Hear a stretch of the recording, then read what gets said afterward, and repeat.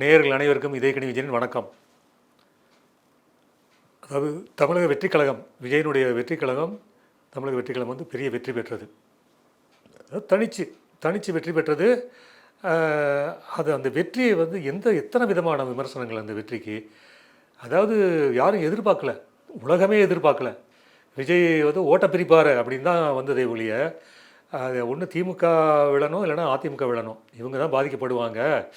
பட்டு இது வந்து இவர் ஓட்டை பிரிக்கிற மாதிரி தான் இருக்கும் அப்படிங்கிற மாதிரி தான் பெரும்பாலான கருத்து கணிப்புகள், பெரும்பாலான விமர்சனங்கள் எல்லாமே அப்படி தான் இருந்தது. யாரும் எதிர்பார்க்கல 100 சீட்டுக்கு மேலே அவர் வருவாருன்னு யாருமே எதிர்பார்க்கல. உலகமே இதை எதிர்பாராத ஒரு இது யாருக்கு எத்தனை பேருக்கு அதிர்ச்சி, எத்தனை விதமான அதிர்ச்சிங்கிறது யாராலும் சொல்ல முடியாது. அப்படி ஒரு ஒரு வெற்றி விஜய் அடைஞ்சிருக்காரு. ஆனால் அவர் சொன்னது, அதாவது நான் தான் நிற்கிறேன் தேர்தல் அப்படின்னு சொல்லி ஒவ்வொரு தொகுதியிலுமே அவர் நின்று ஜெயித்த மாதிரியே ஒரு இதை உண்டாக்குனார். அது சொன்ன மாதிரியே ஜெயிச்சிட்டாரு. இது என்னென்னா, நிறைய திருப்பு முனைகள். நாங்கள் எதிர்பார்த்தது என்ன, பொதுவாக எதிர்பார்க்கப்பட்டது என்னென்னா, 2வது இடம் திமுகவுக்கா இவங்களுக்கு அதிமுகவுக்கா அப்படிங்கிற மாதிரி தான் பேச்சு அடிபட்டுக்கிட்டு இருந்தது. ஆனால் இதுவரையும் எம்ஜிஆர் வந்து 1972 கட்சி தொடங்கி, அதிமுக தொடங்கி இதுவரையிலும், இதற்கு முந்தைய தேர்தல் வரையிலும் 2வது இடத்த விட்டு கொடுத்ததே இல்லை. முதலிடம் தான், எப்போயுமே முதலிடம் தான். அவருக்கு அப்புறம் 2வது இடம் இல்லை 1வது இடம், இப்படி மாறி மாறி வந்துக்கிட்டு இருந்தது. அதை தாண்டது கிடையாது. 3வது இடங்கிறது போனது கிடையாது. ஆனால் முதல் முறையாக 2026 இந்த சட்டமன்ற தேர்தலில் 3வது இடம் வந்துடுச்சு.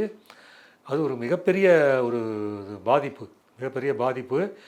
என்னென்னா, அதாவது இந்த காலையில் அதிமுக அதிகமாக போன மாதிரி தேர்தலுக்கு அந்த ஓட்டு எண்ணிக்கையினுடைய இது எல்லாம் விவரங்கள்லாம் இந்த தொலைக்காட்சியில் வர பார்த்தோன்னே, சரி ஓகே பரவாயில்ல அப்படிங்கிற மாதிரி 2வது இடத்துக்கு அதிமுக வரும்போது 3வது இடம் திமுக போட்டிருக்கு அப்படின்னு நினச்சோம். போக எல்லாம் மாறி போய் எல்லாமே இந்த ரிவர்ஸில் போயிடுச்சு. 101 இடங்களில் அதிமுக டெபாசிட் போயிடுச்சு. 83 இடங்களில் 3வது இடம். ஏன்னா இந்த வீழ்ச்சியை அதிமுக ஒருபோதும் சந்தித்ததில்லை. ஸோ இதை சரி பண்ண முடியாமல் தான் இப்போ 2 கட்சி 2ஆக பிளவுபட்டிருக்கிறது. இதில் என்னென்னா, ஊடகங்கள் எல்லாமே எம்ஜிஆரை மிஞ்சிய வெற்றி, எம்ஜிஆர் மிஞ்சிட்டார் அப்படின்னு சொல்லி ஊடகங்கள் கண்மூடித்தனமாக, அது என்ன கணக்கில் அவங்க சொன்னாங்கன்னு தெரியல, எம்ஜிஆரை யாரும் மிஞ்சவே முடியாது, இந்த ஒன் அண்ட் ஒன்லி எம்ஜிஆர் மட்டும்தான். அது அந்த மாதிரி சொல்கிறது மிகப்பெரிய தவறு. அப்போ ஊடகவாதிகளுக்கு என்னென்னா, இது இல்லை அப்படி தான் சொல்ல தோணும். அதாவது ஊரே கொண்டாடுது, ஊரே சந்தோஷப்படுறாங்க, அந்த வெற்றியில் குளிர் காயிறாங்க அப்படிங்கிற மாதிரி இருக்கும்போது, இந்த அணுகுமுறை, இந்த ஊடகங்களுடைய அணுகுமுறை என்னென்னா, நானும் உங்களோட சேர்ந்துட்டேன் அப்படிங்கிற மாதிரி பொது கருத்து காணும். பொது கருத்தை விட்டுட்டு எம்ஜிஆரை மிஞ்சிய வெற்றின்னு சொல்லி கொடுத்துட்ருக்காங்க. எப்படி எம்ஜிஆரை மிஞ்சிய வெற்றி அதை தர முடியும்? எம்ஜிஆருக்கு 160 சீட்டில் நின்று 133 சீட்டில் ஜெயித்தார். இவர் 234 தொகுதியில் நின்று 108 தொகுதியில் தான் வெற்றி பெற்றார்.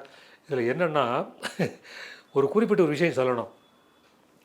அதாவது 8 மாவட்டங்களில் ஒரு தொகுதியில் கூட தாவைக்கா வெற்றி பெறவில்லை. அது எப்படி வெற்றியாகும்? அப்படின்னா எம்ஜிஆர் மிஞ்ச வெற்றி எப்படி சொல்ல முடியும்? அது அல்ல. அதாவது குருட்டாம்போக்கில்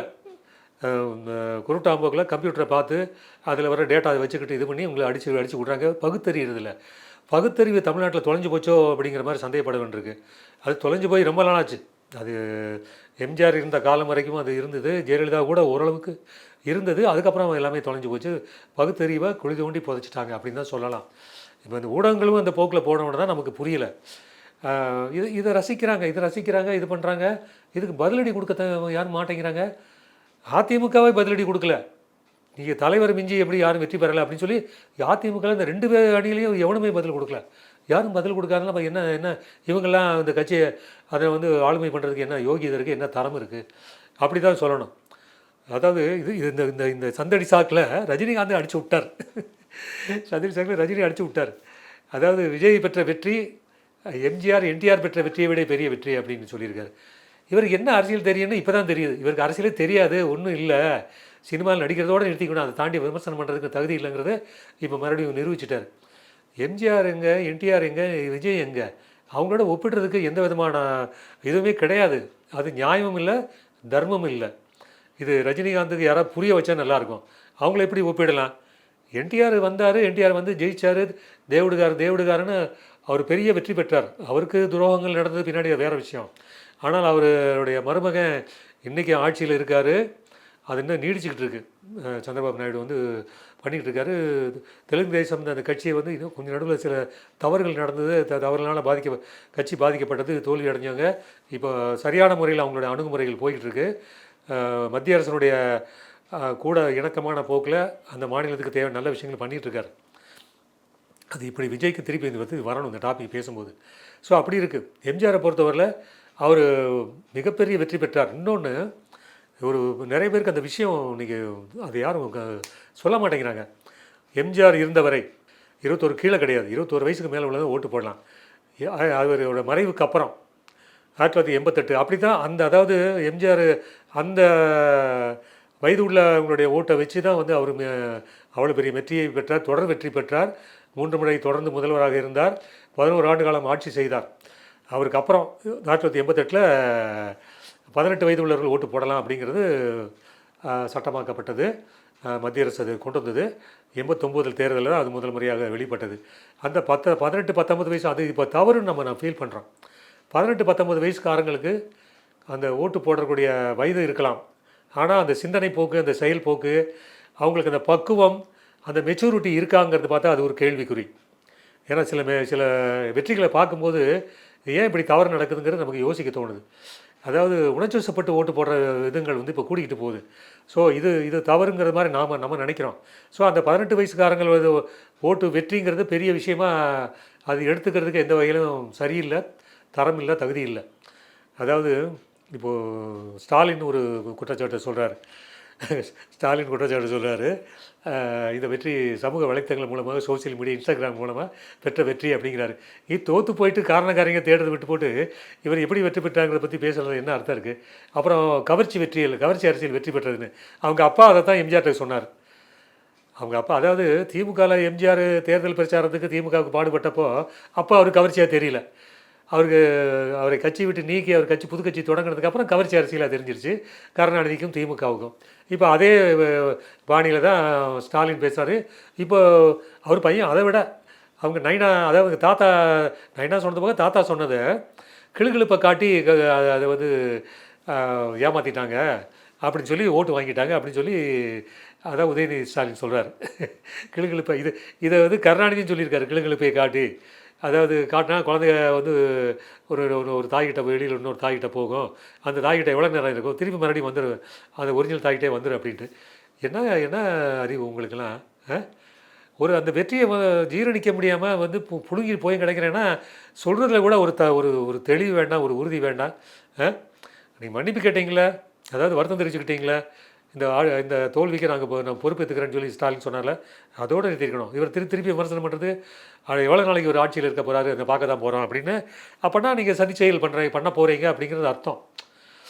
இந்த வெற்றியினுடைய விளைவு என்னென்னா அடுத்த சதி செயல்கள் உருவாகும். இப்போ தாவேக்காவுக்கு இப்போ இதெல்லாம் சொல்கிறது தாவேக்காவுக்கும் சேர்த்து தான். ரொம்ப உற்சாகமாக இருக்க வேண்டாம், ரொம்ப கொண்டாட வேண்டாம், அளவோடு நின்றுக்கோங்க, நிதானமாக இருங்க. ஏன்னா அடுத்து இவங்க இது கவிழ்ப்பதற்கு, இந்த ஆட்சியை கவிழ்ப்பதற்கு எல்லா விதமான முயற்சிகளும் நடக்கும். அதுக்கு வந்து தயாராக இருக்காங்க அவங்க. ஏன்னா இவங்களுக்கு அந்த பதவி சோகம் கண்டு கொள்ளையடித்து கூத்தடித்து இதெல்லாம் பண்ணி அதுலேருந்து விடுபட முடியாமல் அது இப்போ போய் நின்று போச்சேங்கிற அந்த வைத்தறிச்சல், பொறாமை, அந்த இதெல்லாம் வந்து அவங்க மேலே தலைக்கு மேலே உட்காந்துக்கிட்டு இருக்கு. அப்போ இவங்க ரொம்ப கவனமாக இருக்கணும், ரொம்ப கேர்ஃபுல்லாக இருக்கணும். அதனால் நம்ம பெற்ற வெற்றி இவங்க ஒரு விஷயம் என்னென்னா எல்லா படங்களுமே எம்ஜிஆர் அவர் கொண்டாடினார்.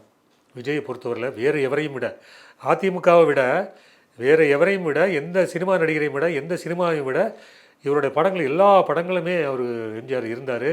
கிராஃபிக்ஸில் எம்ஜிஆர் வந்திருக்காரு. அதாவது வசீகராங்கிற படத்தில் கிராஃபிக்ஸில் எம்ஜிஆர் வந்திருக்காரு. இவர் அட்வைஸ் பண்ணுற மாதிரி, விஜய்க்கு அட்வைஸ் பண்ணுற மாதிரி, எம்ஜிஆர் லைவாக வந்து அட்வைஸ் பண்ணுற மாதிரி அப்படிலாம் பண்ணார். மாஸ்டர் வந்து ஒவ்வொரு படத்துலையுமே எம்ஜிஆர் இருந்தார். அதாவது எம்ஜிஆர் இல்லை விஜய் படம் இல்லை. அப்படி இருந்தவர் அந்த டாப்பிக்கே ஓப்பன் பண்ணலையே. சிஎம் ஆனதுக்கப்புறம் அந்த டாபிக் ஓப்பன். எம்ஜிஆர் அரசியல் பல பேர் சங்கடப்படுறாங்க, ஆத்திரப்படுறாங்க. நீ ஸ்டாலின் வீட்டுக்கு போனேன், ஊழல்னு சொன்னேன், ஸ்டாலின் வீட்டுக்கு போனேன், அவன் வீட்டுக்கு போனேன், இவன் வீட்டுக்கு போனேன், நீ எம்ஜிஆரை பற்றி நீ கண்டுக்கவே இல்லையே, எம்ஜிஆர் ஒரு சிலைக்கு மாலை போடுறதோ சமாதிக்கு போகிறதோ எதுவுமே செய்யலை அப்படிங்கிற அந்த கேள்வி நியாயமான கேள்வி. அந்த கருத்தை நம்ம வந்து ஆதரிக்கிறோம். ஏதோ ஒரு வகையில் ஒரு தலைமைச் செயலகத்தில் இருக்கிற எம்ஜிஆர் படத்துக்கோ இல்லை அவருடைய ஏதோ ஒரு இடத்துல சிலை ஏதோ ஒரு மாலையை போட்டோ இதை போட்டு ஒரு மரியாதை பண்ணுறதுக்கு ரொம்ப முக்கியம். அப்போ நீங்கள் சினிமாவில் பண்ணதெல்லாம் ஒரு ஏதோ நம்மளை டெவலப் பண்ணிக்கிறதுக்கு எம்ஜிஆரை வச்சு டெவலப் பண்ணணும் அப்படின்னு நினைக்கிறது தான், அப்படி தான் எல்லோரும் நினைக்க தோணும். அதை தான் இவங்க செஞ்சிட்ருக்காங்களான்னு தெரியல. ஸோ எல்லாருடைய சார்பாகவும் இதை வந்து நம்ம சொல்லி வைக்கிறோம். அவர் செய்வாரா செய்ய மாட்டாருன்னு நமக்கு தெரியாது. ஒருவேளை அங்கே போனால் வேறு சமாதிக்கு போகணுமா இந்த சமாதிக்கு போகணுமா அப்படிங்கிற எம்ஜிஆரை மதிச்சவங்கள வேறு யாரும் எந்த நடிகரையும் நீங்கள் கொண்டாடல. விஜய் படத்தை பொறுத்தவரை எம்ஜிஆர் தவிர எந்த நடிகரையும் எந்த தலைவரையும் வந்து கொண்டாடல, எம்ஜிஆரை தான் கொண்டாடினார். அதுக்கப்புறம் ஒரு கட்சி தொடங்கி ஐம்பெரும் தலைவர்கள், கொள்கை தலைவர்கள் அப்படின்னு சொன்னால் என்ன கொள்கை என்ன பெரியதுன்னு எனக்கு அது நமக்கு புரியல. ஸோ இப்படி இருக்குது. ஸோ அதனால் இந்த வெற்றியை பொறுத்தவரையில் விஜய் அவருடைய உழைப்புக்கு, அவரோட நம்பிக்கைக்கு, மக்கள் அவரை நம்பினதுக்கு கிடைச்ச வெற்றி. அதை வந்து நிதானமாக சரியான முறையில் அணுகி மக்களை வந்து அவருக்கு நல்ல திட்டங்களை கொண்டு வந்து நல்ல விஷயங்களை கொண்டு வந்து செஞ்சுட்டு போனால் தான் இது அடுத்த கட்டத்தை நகர்ந்து போக முடியுமாங்கிறது முடிவு செய்ய முடியும். அது இல்லைன்னா அது கேள்விக்குறியாகவே இருக்கும். ஏன்னா மலமுழுங்கி மகாதேவன்கள் சுற்றி இருக்கிறவங்க எல்லாமே மலமுழுங்கி மகாதேவன்கள். அது என்னென்னா இப்போது சன் டிவி விழுந்து விஜய்க்கு எதிரான கருத்துக்களை சொல்லிக்கிட்டே இருக்குது. கேமரா தூக்கிட்டு ஓடுறாங்க. ஜெயலலிதா இருந்தப்போ வெள்ளம் வந்துச்சு, சென்னை நேரத்தில் பெரு வெள்ளம் வந்துச்சு. அந்த வெள்ளம் வந்தப்போ எல்லா இடத்துலையும் தண்ணி இதாகிடுச்சு. அதுக்கான பணிகள் நடந்துக்கிட்டு இருக்குது. எங்கெல்லாம் தண்ணி வந்திருக்கோ அந்த இடத்துல இவங்க கேமரா மட்டும்தான் போகும், சன் டிவி கேமரா மட்டும்தான் போகும், வேறு எந்த கேமராவும் போகாது. அங்கே தனியாக ஒருத்தர் நின்றுக்கிட்டு அந்த தண்ணி சூழ்ந்திருக்க இடத்துல போய் நின்று பேட்டி கொடுப்பாங்க. இப்படி ஆயிடுச்சு, யாரும் வரல, எதுவும் வரல அப்படி சொல்லி பேட்டி கொடுப்பாங்க. ஒரு மந்திரி வரல, ஒரு எம்எல்ஏ வரல, கட்சி நிர்வாகி யாரும் வரல, நாங்கள் ரொம்ப கஷ்டப்பட்டுருக்கோம் அப்படின்னு சொல்லி. அது என்னென்னா அந்த மாதிரி பேட்டி கொடுக்குறவங்களுக்கு பணம் கொடுத்து இவங்க பேச வச்சுருக்காங்க. சன் டிவி அதை செஞ்சுருக்கு. இதை நம்ம கண்டுபிடிச்சிட்டோம். நம்ம விசாரித்தப்போ இதெல்லாம் நடந்திருக்கு, இப்படிலாம் திட்டமிட்டு இவங்க ஆட்சிக்கு எதிரான கருத்துக்களை பரப்புகிறாங்க அப்படின்னு கண்டுபிடிச்சிட்டோம். அதே இது இப்போ ஆரம்பிச்சிருக்கு. சன் டிவியும் திமுகவை சார்ந்தவர்களும் அந்த சோஷியல் மீடியா சர்க்கிள் எல்லாமே அதை பண்ணியிருக்கு. இதை புரிஞ்சுக்கணும், விஜய் புரிஞ்சுக்கணும், கவனமாக இருக்கணும்.